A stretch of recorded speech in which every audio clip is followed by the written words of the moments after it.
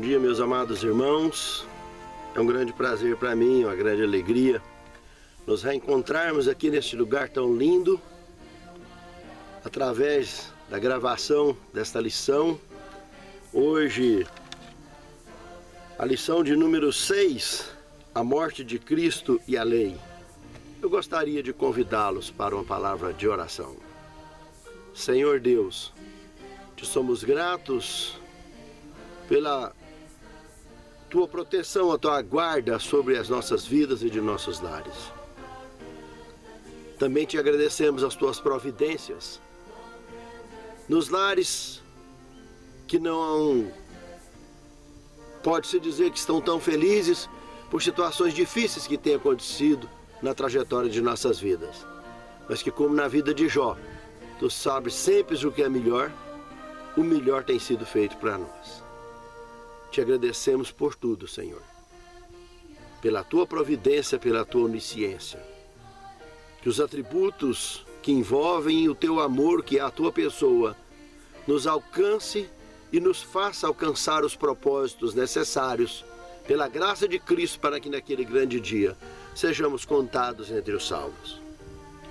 É o que te pedimos, agradecidos, em nome de Jesus. Amém. A lição de hoje: a morte de Cristo e a lei. Assim, meus irmãos, também vós morrestes relativamente à lei por meio do corpo de Cristo, para pertencerdes a outro, a saber, aquele que ressuscitou dentre os mortos, a fim de que frutifiquemos para Deus. Romanos capítulo 7, o verso 4. Muito interessante observar esse detalhe. Aqui tem uma experiência registrada aqui no manual da lição interessante. Diz que o motorista imagina qual seria o valor da multa, porque estava acima do limite de velocidade. E também se preocupa com a sua capacidade de pagar a multa. Alguns minutos depois, o policial volta e diz: ok, senhor, o que faremos para você não ter que enfrentar a penalidade da lei novamente? É abolir a lei. Você não precisa mais se preocupar com o limite de velocidade. Pode ficar tranquilo. Um pouco bobinho, né? Meio sem sentido. Mas é mais ou menos isso que acontece por aí afora, né? Quando as pessoas querem pegar a lei moral de Deus e simplesmente abolir. Por causa da graça do policial, né? Uma coisa não tem nada a ver com a outra. Vamos ver isso no decorrer da lição. Mortos para a lei. No segundo tema.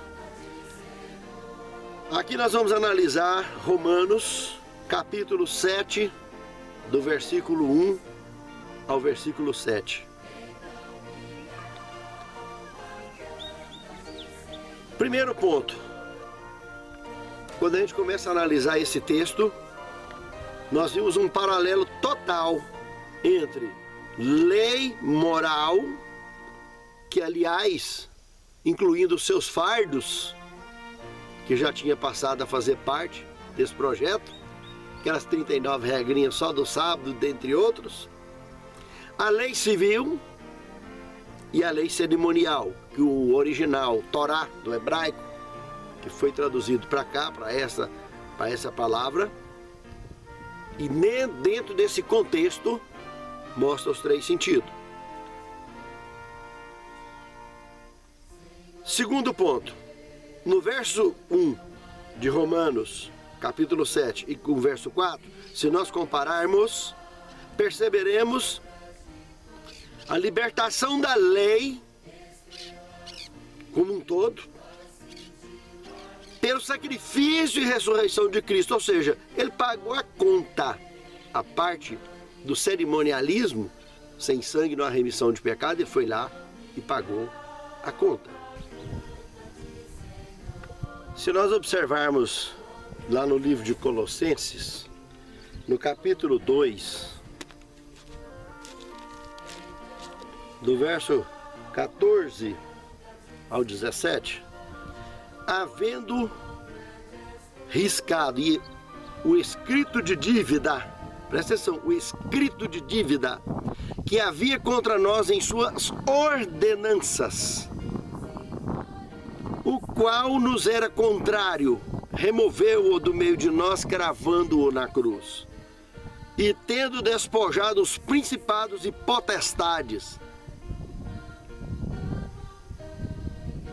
os exibiu publicamente, deles triunfou na mesma cruz. Ninguém, pois, vos julgue pelo comer, pelo beber, ou por causa dos dias de festa, ou de lua nova, ou dos sábados, no plural. Essa palavra está no plural. Que são sombras das coisas vindouras, mas o corpo é de Cristo. Dá bem, mas bem, para um bom entendedor, ou para um simples e humilde entendedor, para ver que aqui se revela o Torá como um todo, mas se concentra na abolição, na cruz, apenas essas leis de ordenança, que o corpo dele, o Cordeiro de Deus que tira o pecado do mundo, seria o corpo, que aquelas cerimônias eram a sombra. O povo adorava a sombra, através de sombra. Quando o corpo chegou, não precisa mais de adorar a sombra, adora o próprio corpo de nosso Senhor Jesus Cristo, o próprio Deus vivo. Eis aí a grande diferença. E sábados, são aqueles sábados de Levítico 23, da Páscoa, expiação e outros diversos ali citados em Levítico 23. O sábado no singular da semana não foi abolido. Mas fica bem claro no contexto dessa lição que a lei não salva. Apenas a conta impagável, que sem sangue não há remissão de pecado, foi pago pelo sacrifício de Cristo. Mas nós vamos nos aprofundar mais. O terceiro ponto aqui, dentro desse contexto de mortos para a lei, vamos para o verso, se a gente analisar aqui o verso 7 de Romanos 7, verso 7, é o mesmo que Romanos 3, 31. Será que, porventura, anularíamos, pois, a lei pela fé? De maneira nenhuma antes estabelecemos a lei.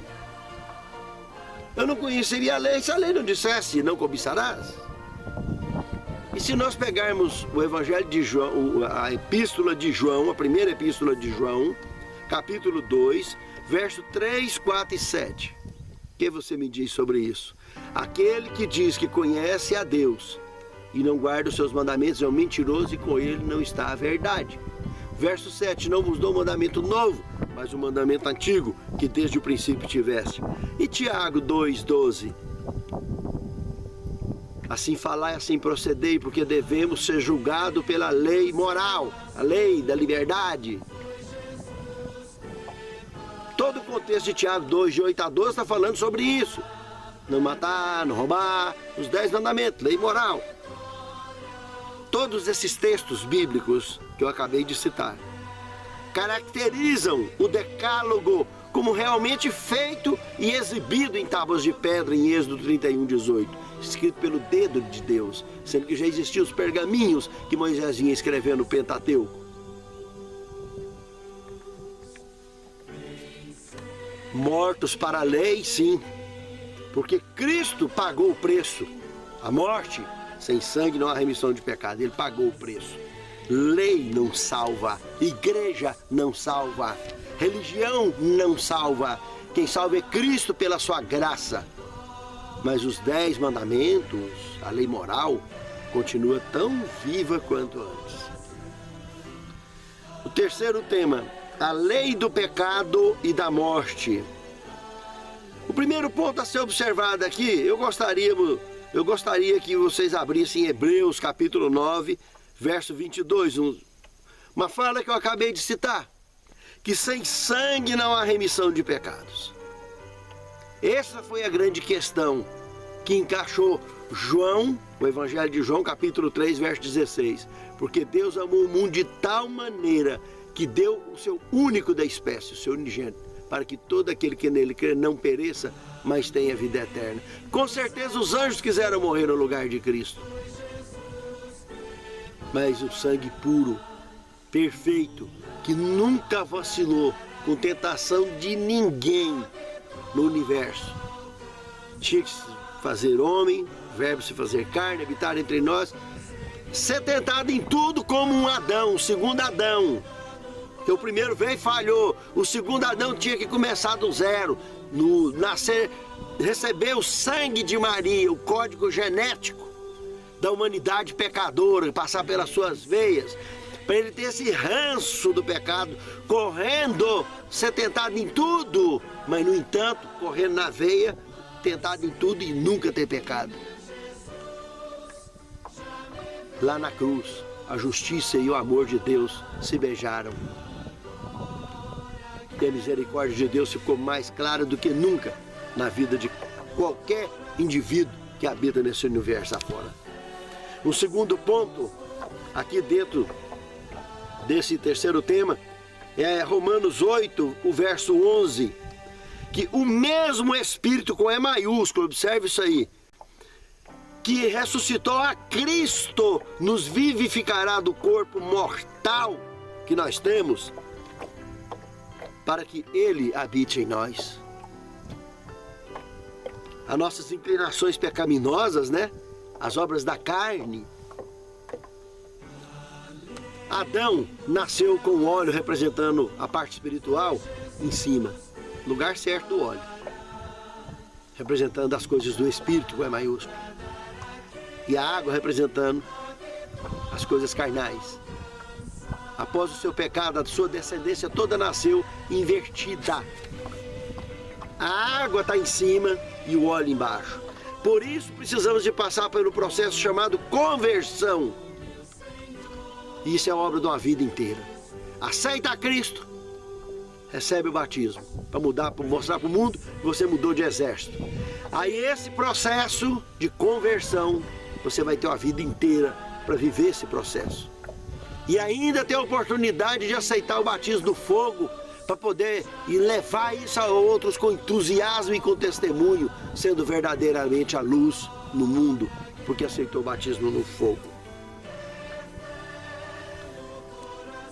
Um terceiro ponto aqui, também, desse terceiro tema, eu analisaria o Evangelho de João, capítulo 17, verso 20 ao 21, dentro da oração sacerdotal, aonde Cristo pega seus discípulos daqueles dias e apóstolos e remete dentro da oração ao Pai o pedido para os discípulos que chegariam a mim e a você, os apóstolos que chegariam a mim e você, para que não só por aqueles, mas aqueles que ainda hão de vir, possam ser um com Ele, assim como Ele é um com o Pai, com o Espírito Santo.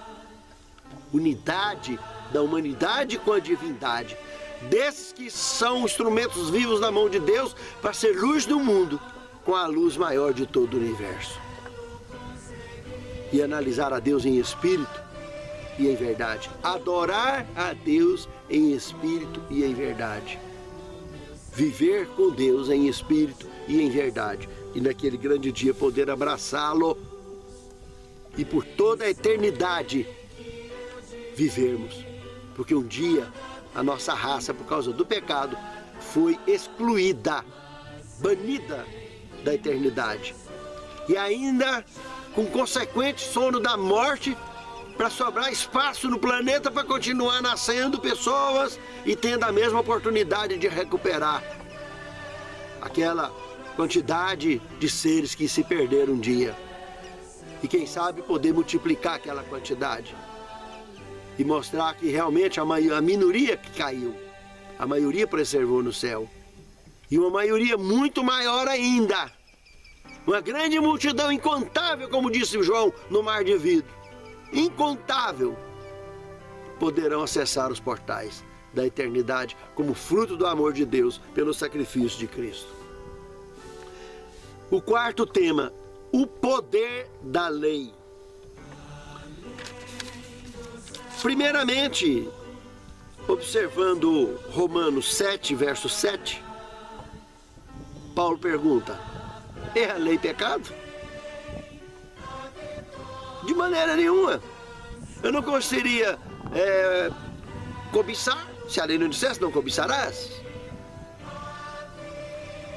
E no verso 12, o segundo ponto: de modo que a lei é esta, e o mandamento é santa, e o mandamento é santo, justo e bom. Terceiro ponto: ele é um aio, é um espelho. Um aio que nos conduz a Cristo. Ele é um espelho. A lei é um espelho. Mas a lei não tira nossos pecados. Se você esfregar um espelho no rosto e tiver com o rosto sujo de graxa, que é os seus pecados, você suja o espelho e não limpa o seu rosto. Piora a situação. Observou? Mas ela aponta: qual dos 10 que você está pecando? E a graça de Cristo te limpa. Mas você tem que procurá-lo. Se quiser vir após mim, nega a si próprio, toma a sua cruz e siga-me. Um quarto ponto, Tiago 2,12, já citei anteriormente. Citado anteriormente, é a base do juízo de Deus. Veja o poder da lei. Para simplesmente desejarmos ignorá-la. O quinto tema: a lei impotente. Aqui a palavra de Deus apresenta paralelismo,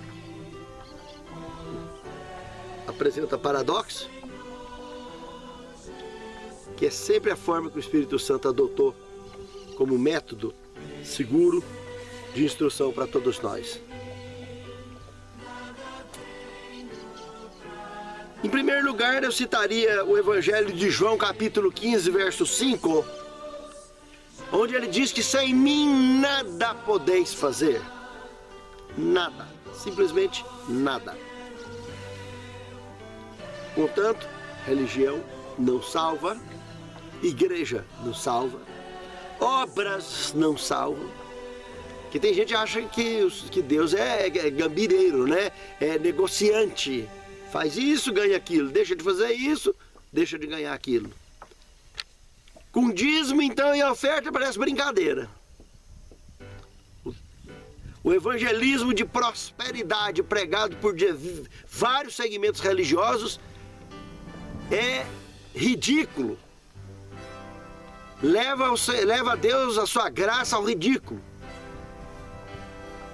Pior do que os antigos fariseus, que pregavam a justificação pelas obras.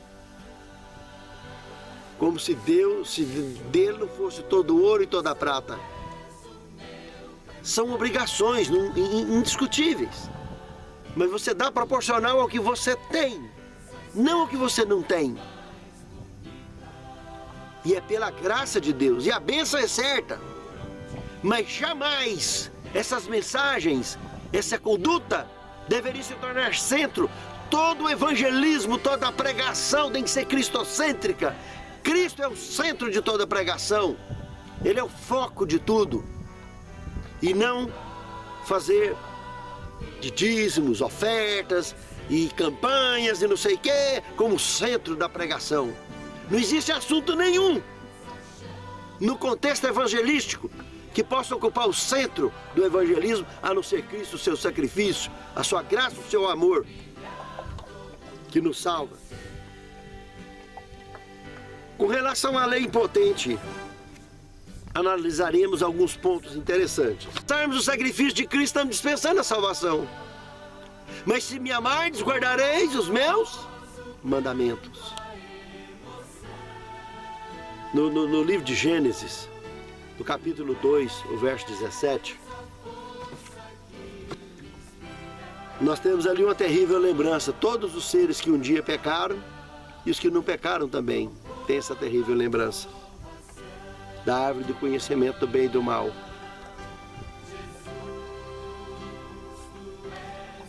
Só que aquelas duas árvores que estavam uma de frente para a outra lá no jardim, e toda essa desgraça aconteceu no universo, infelizmente nesse planeta aqui, e os seres do universo que pecaram moram tudo aqui. Seja em dimensão, na mesma dimensão ou em dimensões diferentes. Mas esse texto é um trauma.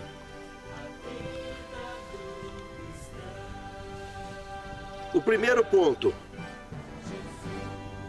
Os romanos eram propensos a uma fé que atropelava a lei. Fé, fé, fé, fé, fé, fé, fé. E a lei ia para o saco. Saco de lixo. Segundo ponto. Os Gálatas, por outro lado, eram o inverso. Legalistas, propensos ao legalismo. Lei, lei, lei, lei, lei, lei, lei, lei. Fé é detalhe. Terceiro ponto. O equilíbrio. Se me amardes, guardareis os meus mandamentos. Quer dizer, nem um extremo e nem outro. Conscientização de que se somos salvos pela graça, temos automaticamente por obrigação de expor essa gratidão em forma da guarda. Guardamos por amor e gratidão, demonstração de que realmente reconhecemos a salvação dada de graça para nós. Aí sim, desta maneira, fé, graça, guarda dos mandamentos, amor, misericórdia, tudo numa só refeição de graça para todos nós. A maldição da lei, sexto tema, fundamentado em Gálatas capítulo 3, verso 10 ao 14, é o mesmo, se analisar o contexto de Romanos 6, 23, o salário do pecado é a morte. E se observarmos Gálatas 3, o verso 11, o que é que diz lá? O justo viverá pela fé. O que é justificação pela fé? Se não é nada mais, nada menos que isso. Ter consciência que o salário do pecado é a morte. Mas o dom gratuito de Deus é a vida eterna. Ele pagou a conta. Nós recebemos a dívida de graça. O Evangelho de João, capítulo 3, verso 16, consegue superar esse trauma do que aconteceu com a árvore do conhecimento do bem e do mal. Mas como se aquelas duas árvores, ilustrando ela com os dois portais que Jesus falou, continua diante de nós. As duas árvores, em forma de dois portais. A porta larga e a porta estreita. E você, como os nossos primeiros pais, eu, temos a oportunidade de escolha. De fazer exatamente a mesma escolha.